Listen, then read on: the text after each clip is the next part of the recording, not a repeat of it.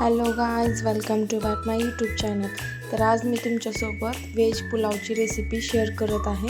तर या ठिकाणी राईस घेतला आहे इंडिया गेटचा 1 वाटी, आपल्याला जेवढा लागेल तेवढा. त्यानंतर सोयाबीन आणि पनीर घेतले आहे आणि काश्मीरी पावडर, लाल मिरची पावडर, गरम मसाला, दही, बटर आणि अद्रक लसूणची पेस्ट. त्यानंतर टमॅटो, कांदा, कोथिंबीर बारीक कट करून घ्यायचा आहे. आणि साईडला तांदूळ उकळून घेण्यासाठी पातेल्यामध्ये तूप आणि तेजपत्ता, खडे मसाले टाकून घेतलेत, मीठ टाकून घेतलं.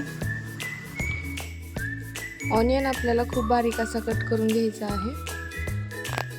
आणि मग पाण्याला उकळी आली की त्यामध्ये तांदूळ टाकून द्यायचा आहे. एकदम छान असा कट करून घ्यायचा आहे, तरच तो क्रिस्पी आणि ब्राऊन लवकर होतो. सगळं प्रिपरेशन आधीच करून घ्यायचं. तर यामध्ये तांदूळ टाकून दिला आहे. आता याला 80% कुक करून घ्यायचं आहे. जास्ती गाळ नाही होऊ द्यायचा आणि कच्चाही नाही राहू द्यायचा. त्यानंतर मी पातेल्यामध्ये तेल ठेवलं आहे गरम करण्यासाठी आणि त्यामध्ये कांदा तळून घेत आहे. गोल्डन ब्राऊन करून घ्यायचा आहे कांदा. आणि क्वांटिटी कांद्याची जास्तच घ्यायची, कारण वरून स्प्रिंकल करण्यासाठी पण कांदा हवा आहे आणि मसाल्यामध्ये पण जाणार आहे. तर 2 ते 3 कांदे चिरून घ्यायचे आहेत, मीडियम किंवा बारीक, तुमच्या हिशोबाने जसं ज्याला आवडतं तसं. 5 मिनिट्स तर जातात कांदा ब्राऊन होण्यासाठी. लगेच कांदा ब्राऊन झाला की एका डिशमध्ये काढून घ्यायचा आहे. आणि त्यानंतर सोयाबीन भिजत घातले होते, 5-10 मिनिट लागतात त्याला भिजण्यासाठी. गरम पाणी टाकायचं, लगेच भिजून जातं. त्यानंतर सोयाबीनचं पाणी पूर्ण काढून घ्यायचं, थोडंफार राहतं. आणि मग त्याला तळून घ्यायचं आहे. थोडीशी हळद आणि मीठ टाकायचं, म्हणजे त्याला पण टेस्ट खूप छान येते. त्यालाही 5 मिनिट्स लागतात ब्राऊन करण्यासाठी. आणि लो फ्लेमवरती करून घ्यायचं आहे, किंवा नाहीतर मग करपू शकतं ते, म्हणून. झालं आहे ते पण रेडी. ते पण डिशमध्ये काढून घ्यायचं आहे. त्यानंतर पनीर कट करून घेतले होते, ते पण शेलो फ्राय करून घ्यायचे. काही जणांचं पनीर असं तुटतं, चिखल झाल्यासारखं होतं, म्हणजे असं फ्राय होत नाही. तर ते बारीक गॅस असल्यामुळं होतं. बाकी सगळं चलतं बारीक गॅसवरती शेलो फ्राय केलेलं. बट पनीरला गॅस मोठाच लागतो, तर तुम्ही पाहू शकता. गॅस खूप हाय फ्लेम ठेवायची, तर ते तडतड होतं. बट पनीर चिटकत नाही, आहे तसं पनीर वापस निघतं, कुठंच चिटकलं नाही पनीर.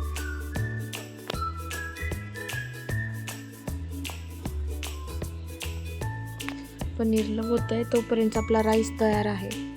मम्मीनी मला राईस काढण्यामध्ये आणि करण्यामध्ये मदत केली. आणि त्या राईसचं जे उकळलेलं पाणी आहे ना, तेही सेपरेट थोडंसं काढून ठेवायचं वरतून टाकण्यासाठी. बघा, चिटकलं नाही आहे पनीर थोडंही. आता फ्लेम कमी करायची टाकल्यानंतर 5 मिनिटांनी.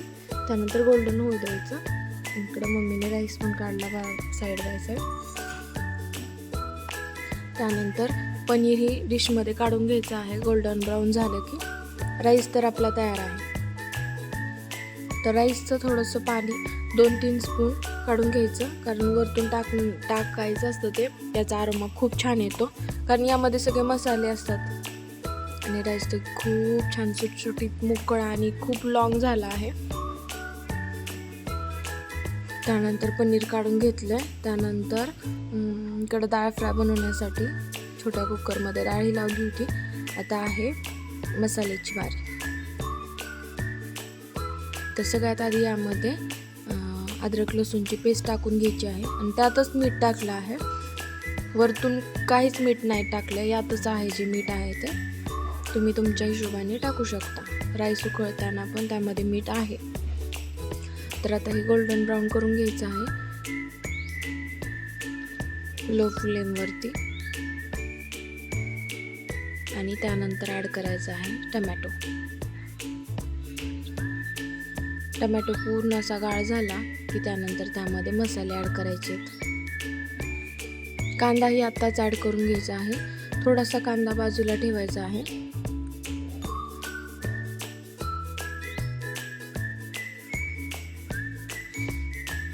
थोडी फ्लेम वाढवून त्याला फ्राय करून घ्यायचं.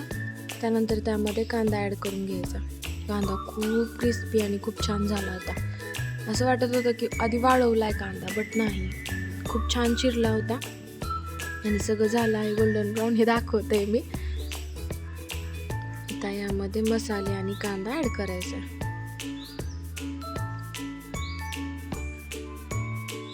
तर सगळ्यात आधी लाल काश्मीरी पावडर आहे. ही जास्त तिखट नाही आणि जास्त हे पण नाही, छान आहे टेस्टला पण आणि कलर वाईज खूप छान आहे. त्यानंतर गरम मसाला टाकून घ्यायचा यामध्ये. आणि आमच्या घरात मिरी खात नाहीत, तर त्यासाठी मी मिरी बाजूला केली. आणि मसाला आपल्याला हवा तसा टाकायचा आहे.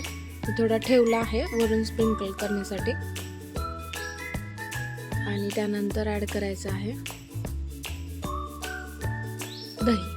पहिला मिक्स करून घ्यायचं, फ्लेम कमी करून घ्यायची, नाहीतर दही खराब होतं. दही नेहमी एकदम लो फ्लेमवरती टाकून घ्यायचं आहे.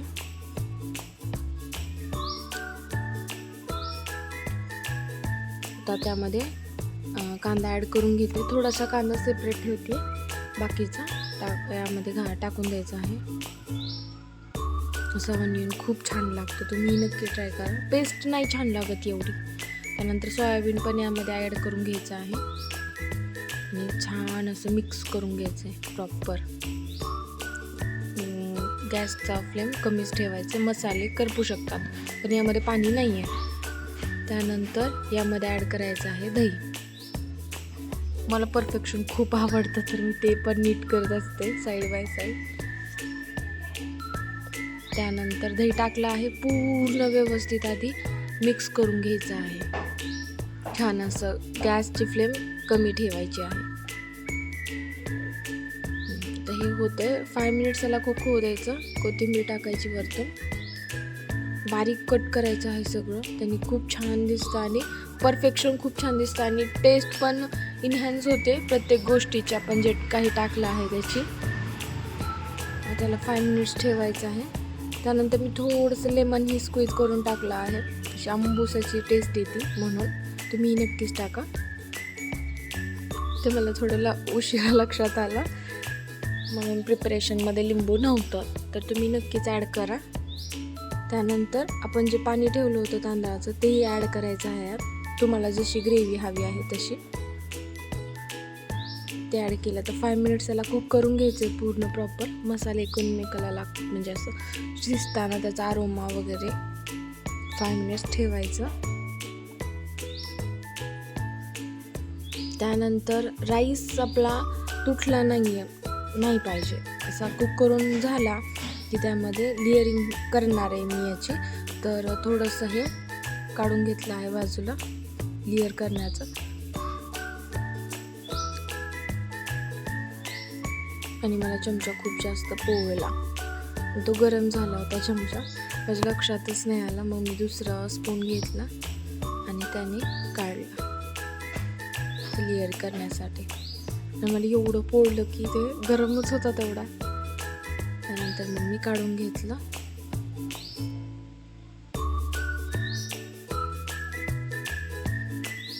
जेवढं आपल्याला लेअरिंगसाठी हवं असतं ग्रेव्ही आणि ते मसाला ते सगळं काढून घेतं. जास्त नाही केली आहे, त्यानंतर चिखल झाल्यासारखं होतं म्हणून थोडंसंच काढलं आहे. आता 1 लेअर राईस आणि आता थोडंसं पनीर ॲड करायचं यामध्ये.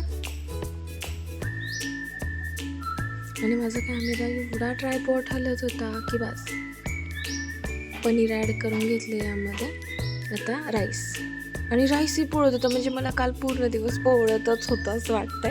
त्यानंतर मी लगेच बस केला आणि स्पूननीच आपला हे करून घेतला राईस.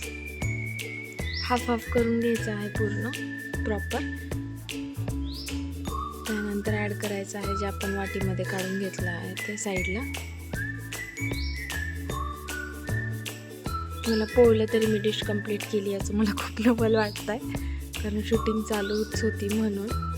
जाऊ द्या, पोळलं येतंय खरं. पूर्ण काढून घेतलं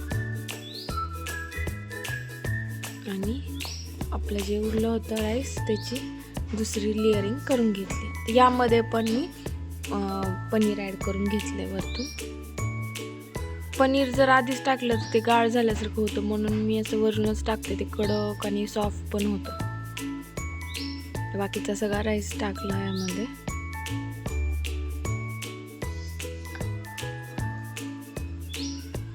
आणि 10 to 15 मिनिट्स याला दमवर ठेवायचं आहे. त्यानंतर ऑनियन वरतून टाकून द्यायचं आहे, स्प्रिंकल करायचं आहे. आणि मी कोथिंबीर टाकण्याचा शूट विसरले घ्यायचा, तर ते तुम्ही नक्की कोथिंबीर पण टाका. त्यानंतर फूड कलर पण ॲड केला आहे मी यामध्ये. आणि थोडंसं पाणी यामध्ये टाकलं जे आपण साईडला काढून ठेवलं होतं, आणि ते मिक्सअप करून असं वरतून सोडून दिलं, कारण थोडासा राईस चिकटल्यासारखं होतं. पाणी टाकले की असं वाफ बरोबर बसते त्याला. आणि फूड कलर पण टाकून दिलं.